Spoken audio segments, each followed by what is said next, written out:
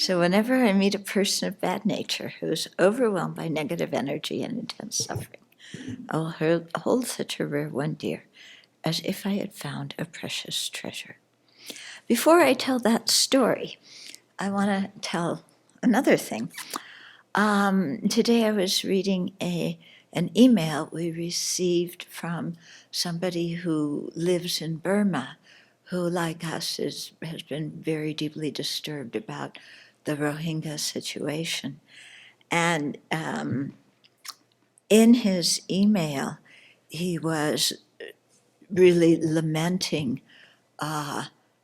the prejudice that the Buddhist Burmese have for the Muslims, and saying that until that is remedied, nothing else is really going to be solved. And then he said that looking at that situation, sometimes he gets really angry and furious at the Burmese government and the people in it.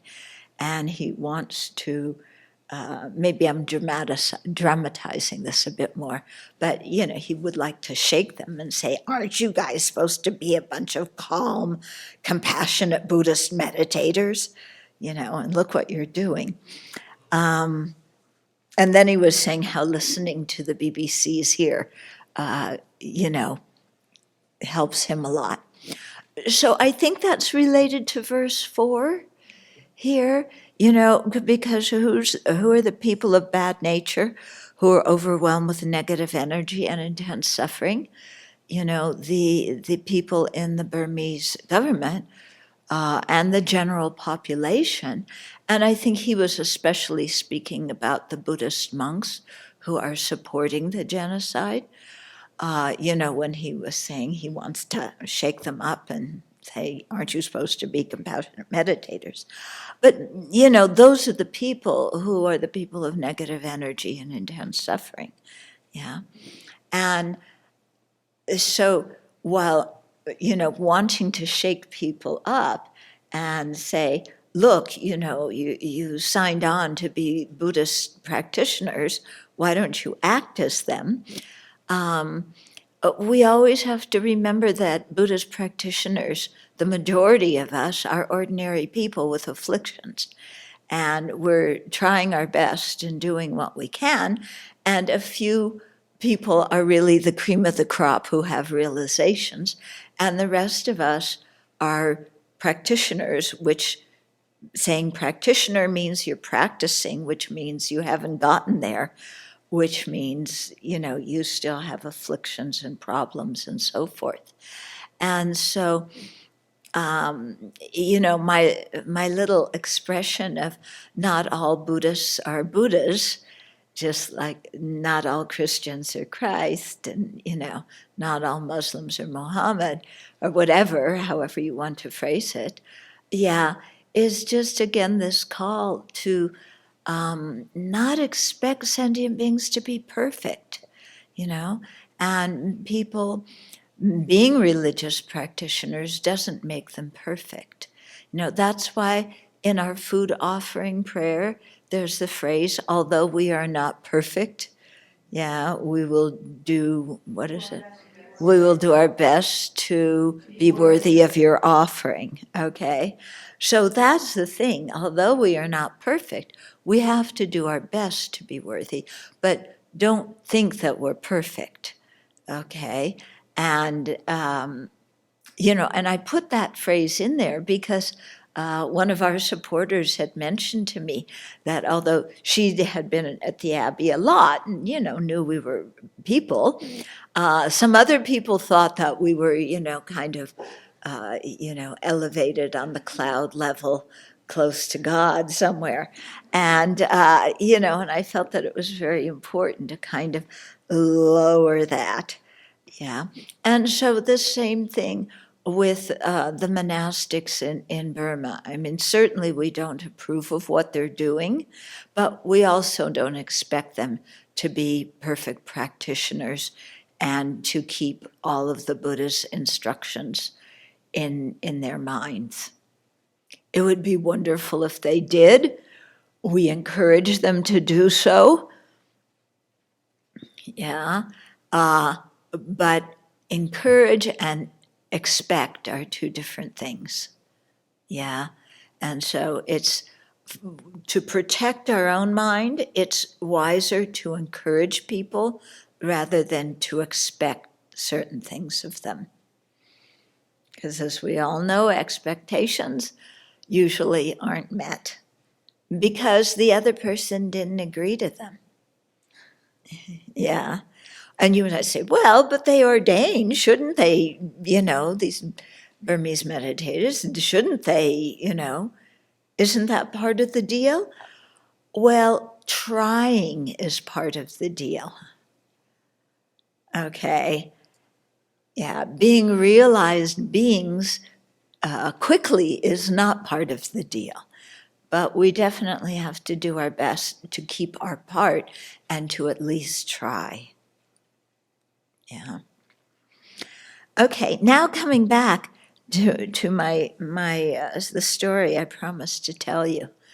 Although maybe I should postpone it until tomorrow. No, you really want to hear it? You've heard it before.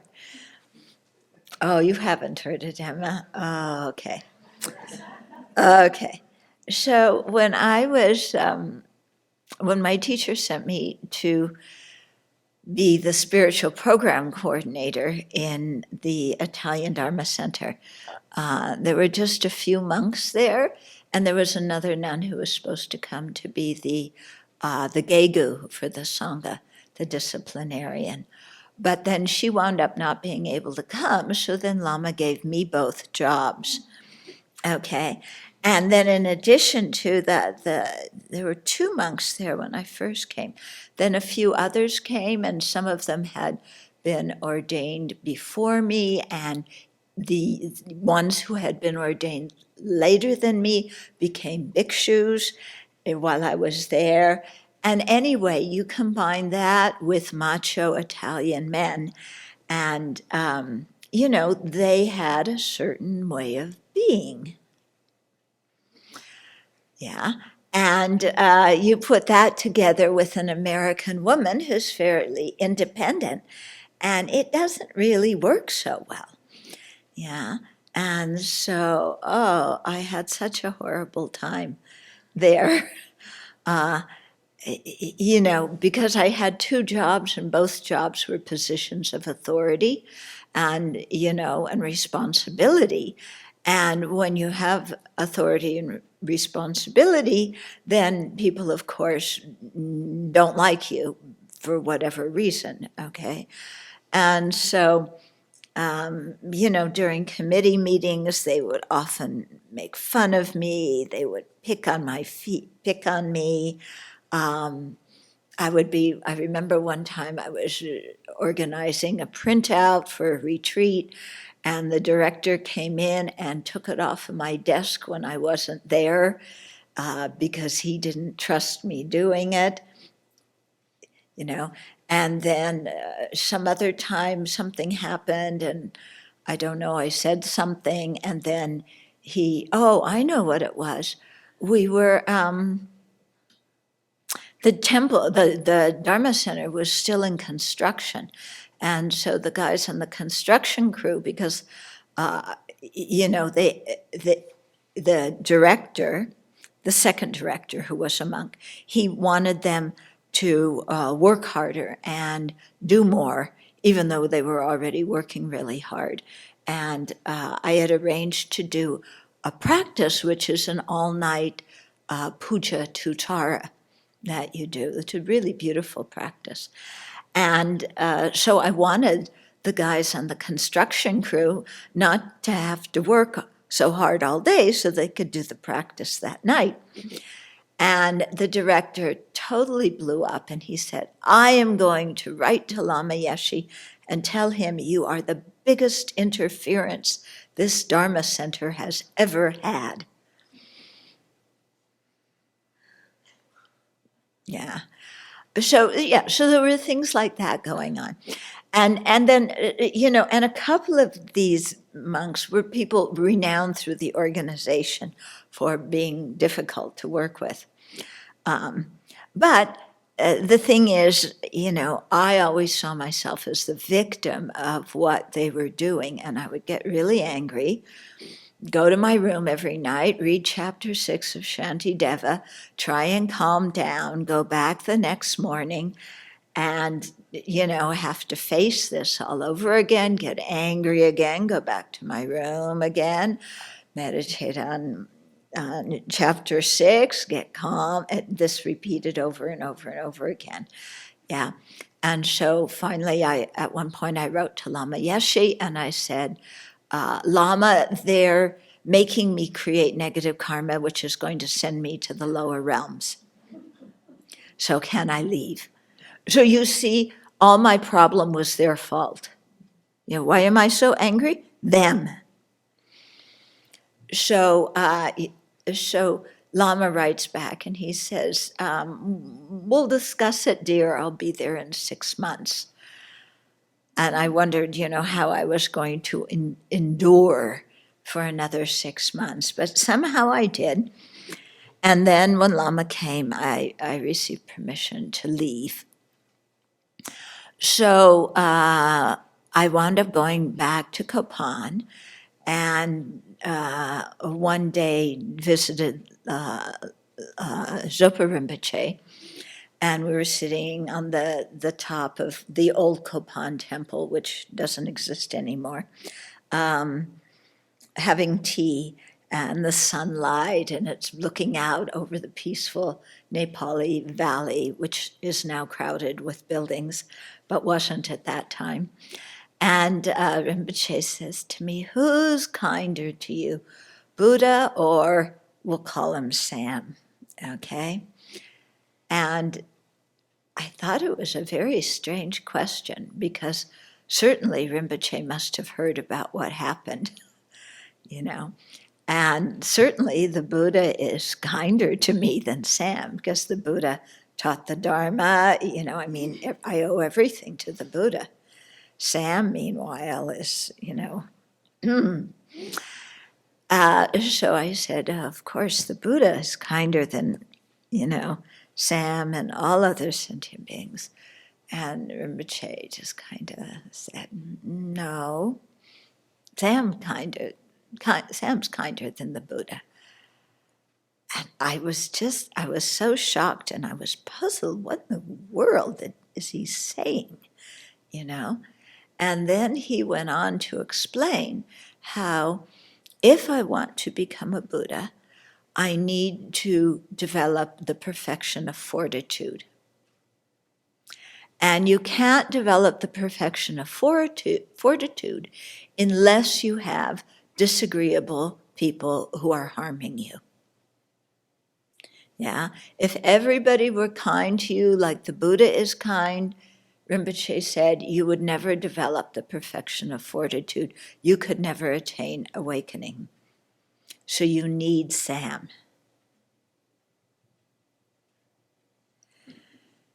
Okay, this was, of course, not what I wanted to hear.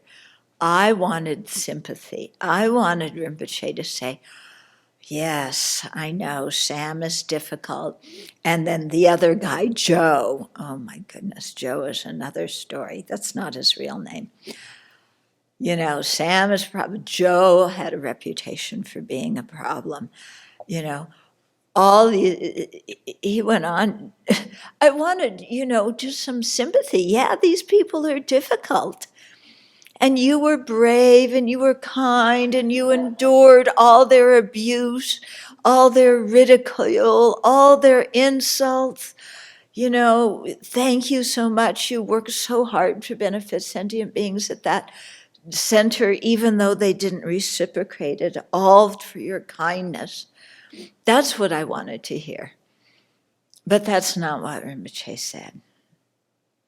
Yeah. He told me that they were kinder than the Buddha. Yeah. So I had to go away and really chew on that for a while. Yeah. Rinpoche has a way of doing this with people. Some people can't handle it. They really can't handle it when he talks like that. But it was like, well, he's my teacher. I better think about what he said to me. He wasn't just, saying it to be mean or something. And so I thought about it. What he said was completely consistent with the teachings on the Bodhisattva perfections, completely consistent with the mind training teachings. That if you want to become enlightened, you need these people. And because you need to practice the perfection of fortitude. And you can't practice it with people who are kind, So just as somebody who wants to perfect generosity needs beggars and people who come and ask for things, then people who want to perfect fortitude need people who are unkind, who abuse them, who ridicule them, who insult them, who make things difficult for them. And those people are more precious, what does it say? We should regard them as rare and dear, like a precious treasure. Because not everybody treats us like that. So we can't practice fortitude with everybody. The people who treat us poorly are actually few and far between when we think about it, compared to the amount of kindness others have shown us. So we really need those people who are difficult, and they aren't always so easy to find.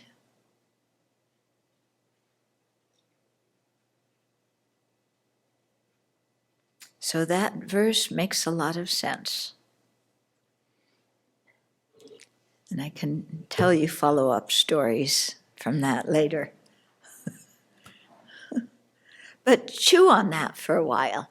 And, think about it in terms of your own life and the people who you still hold grudges against, the people who have threatened you, the people who you're afraid of. Yeah, go back to those situations that still have some power over your mind. And, be a different person in those situations and practice fortitude.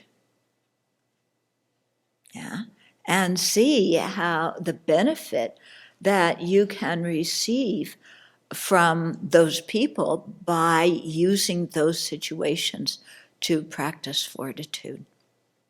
Yeah. So even if you don't want to, try it. Yeah. All the techniques we learned in terms of, this is a ripening of my karma, to this person themselves are suffering, all these different techniques we have for dealing with anger. Yeah. Practice them. And even though at first they may seem just rote, oh yeah, it's the result of my own negative karma, yeah, because I was self-centered, so yeah, this person is treating me so awfully. But how dare they? They can't treat me like this. Just try and, contemplate that remedy, not just reciting the words, but really trying to see if you can nudge your mind in the direction of seeing the situation from that perspective. And the more you can nudge your mind to try a different perspective, then the more that perspective will make sense to you, and the better you will feel, and the less power that person or that situation will have over you years later. Okay? So this is our practice to do. Yeah? Nobody could do it for us. We have to do it. But if we do it, it really helps and it works. Okay? So may we work for the benefit of all these precious treasures who are so rare and difficult to find, but whom we depend to attain full awakening.